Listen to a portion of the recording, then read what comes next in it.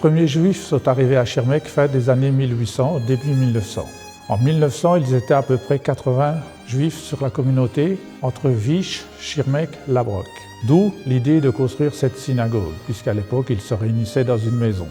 Sous l'impulsion de Camille Simonin, alors président de la communauté israélite de Schirmeck, qui fut après plus tard maire de Schirmeck et député, on a construit cette synagogue. Cette synagogue a été inaugurée en 1909.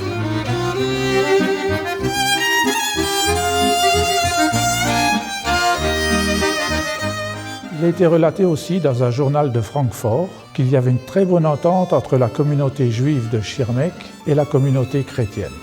Cette synagogue a passé la Première Guerre mondiale sans souci. Par contre, pour la Deuxième Guerre mondiale, au début de la guerre, on sait par des témoignages qu'elle a servi de salle de répétition pour la fanfare de Schirmeck, qui à l'époque aussi, son président était M. Camille Simonin, que fin de la guerre, elle a été retrouvée dans un sale état puisqu'elle c'était une écurie qui servait aux soldats allemands.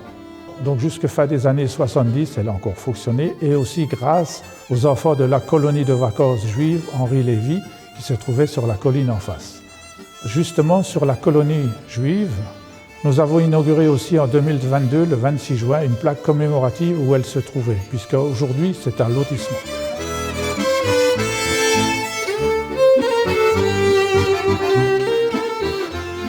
Ensuite, en 2014, suite à une visite d'un rabbin de Paris avec son épouse et un ami, le déclic, ils m'ont donné le déclic à l'époque en m'expliquant qu'il existait un tourisme de la culture juive et surtout que 65% des synagogues françaises étaient sur le territoire alsacien et que la nôtre en faisait partie. Comme nous sommes sortis de la synagogue, des touristes passant par là demandent à visiter. Nous étions au mois d'août. Au mois de septembre, nous avons ouvert pour la première fois au public la synagogue.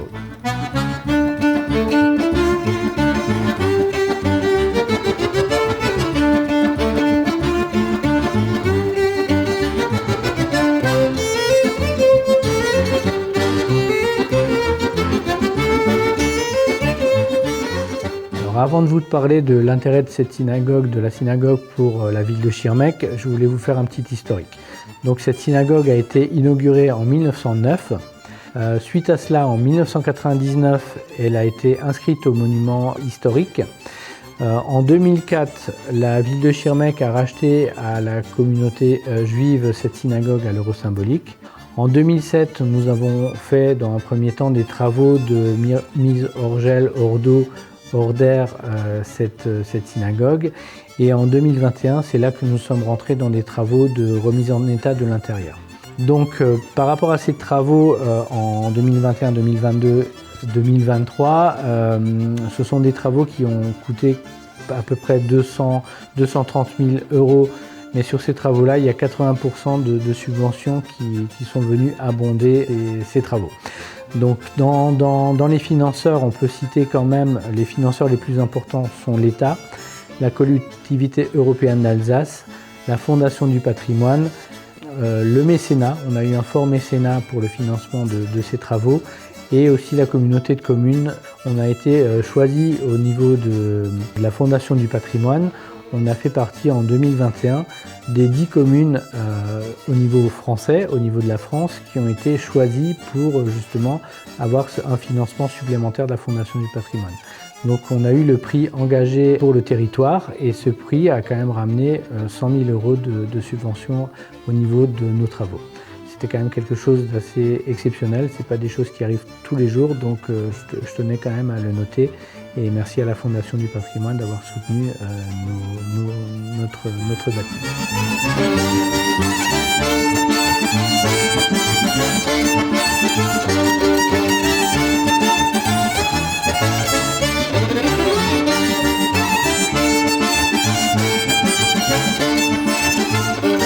L'intérêt de la synagogue pour la ville de Schirmeck est venu au fil du temps.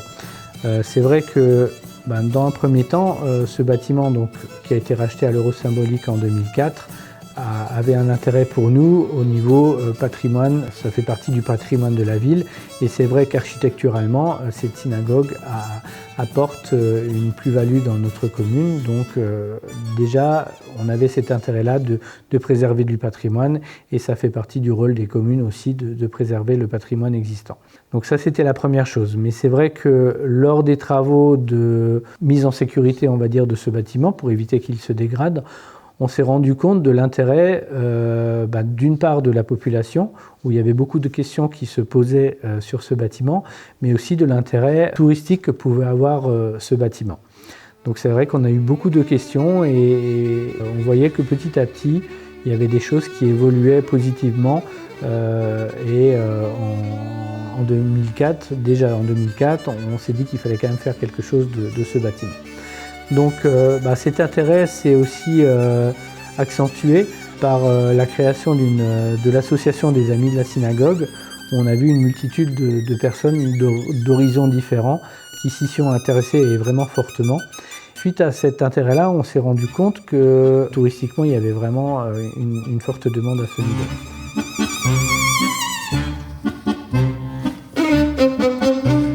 On avait plusieurs solutions, soit de s'arrêter là et de se dire on se limite à, quand on fait des visites, à très peu de personnes qui puissent...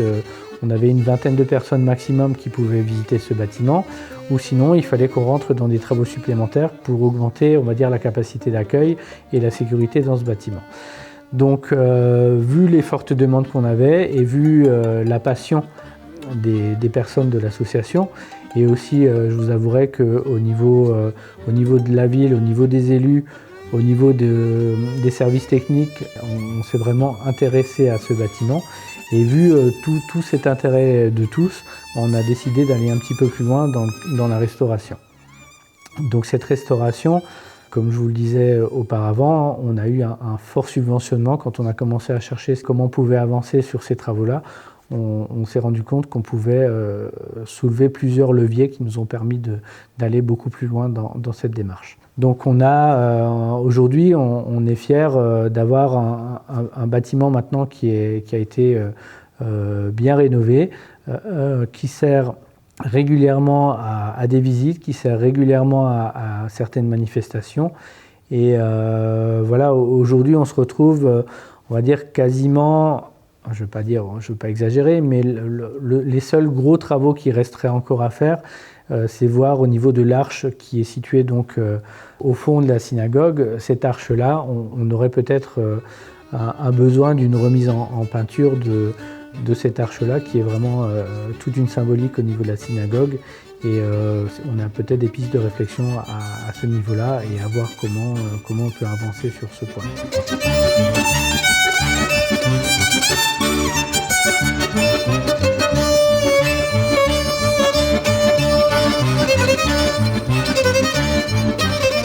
En 2016 a été créée l'association Les Amis de la Synagogue de Schirmeck-Labrock.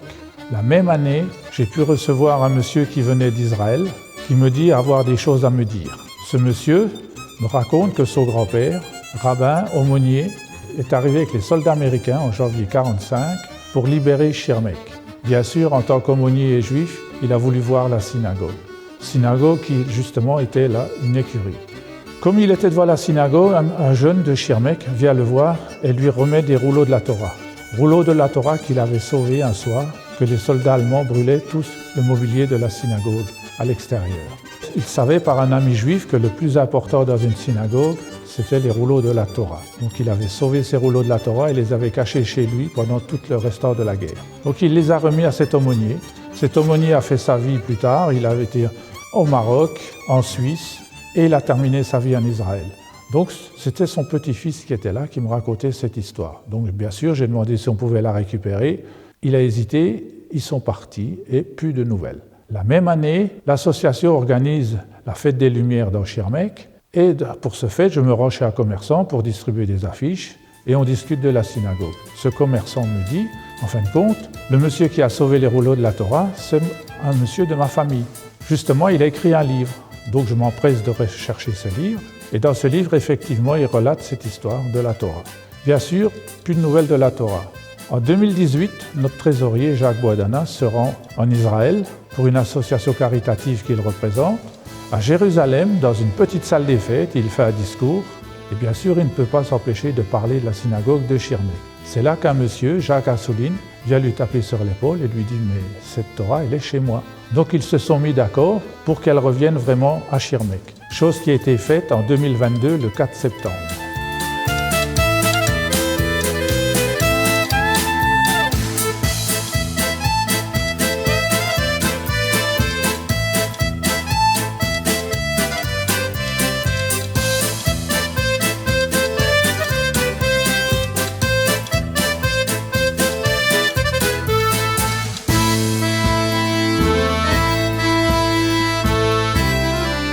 Aujourd'hui, l'association s'occupe de faire vivre cette synagogue. Vivre, j'entends par là, on a fait déjà plusieurs concerts de musique, on essaye de faire des expositions, on a fait une conférence dernièrement et on fait surtout des visites guidées. Toujours des visites guidées, alors pour des tours opérateurs sur réservation et tous les mois de juillet, août, depuis quelques années, le vendredi après-midi, cette synagogue est ouverte au public.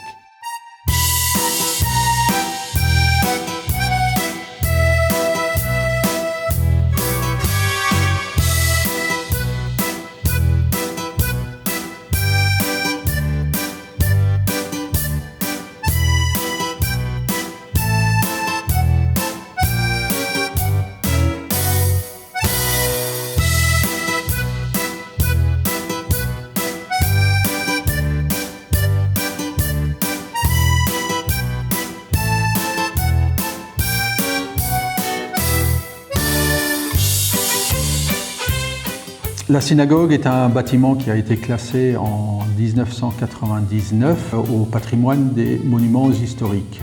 Il a été racheté par la commune en 2004 et à partir de là, la commune a souhaité donc réhabiliter ce bâtiment qui était presque une friche en commençant les travaux donc de toiture, puisque évidemment la toiture avait souffert durant ces longues années et on recensait des fuites à l'intérieur.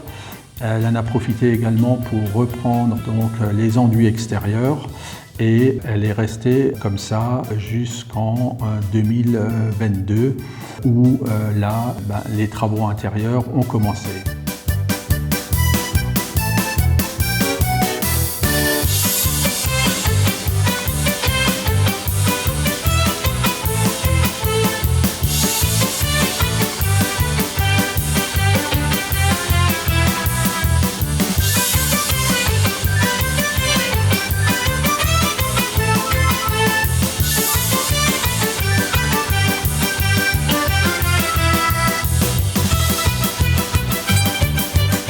Ces travaux consistaient d'abord à la mise aux normes d'accessibilité, donc avec la création d'une issue de secours sur l'arrière, une rampe d'accès PMR et la réhabilitation de la cour.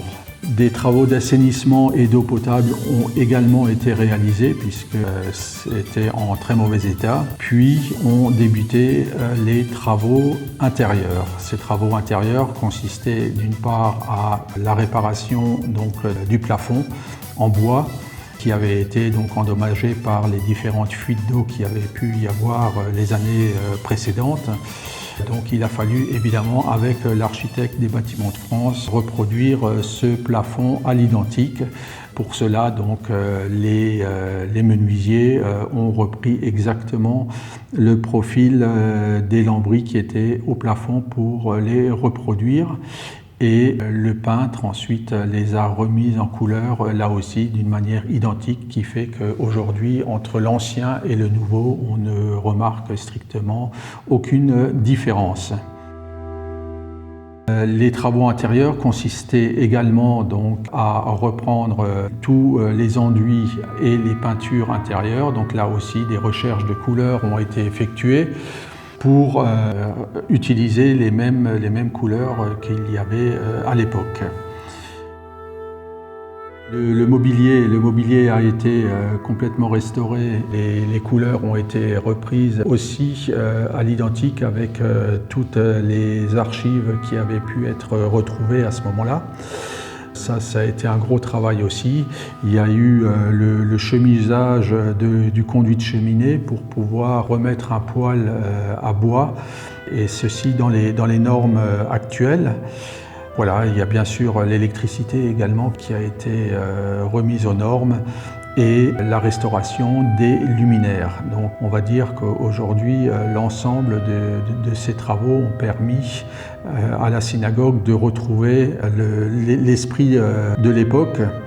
Et il nous reste aujourd'hui l'aron sur lequel la DRAC et l'architecte sont en train de travailler pour décider de la manière de restaurer cette partie qui est très délicate puisqu'elle comprend plusieurs époques au niveau des décorations, et il y a un choix qui sera fait à ce sujet-là pour pouvoir enfin terminer l'ensemble de ces travaux.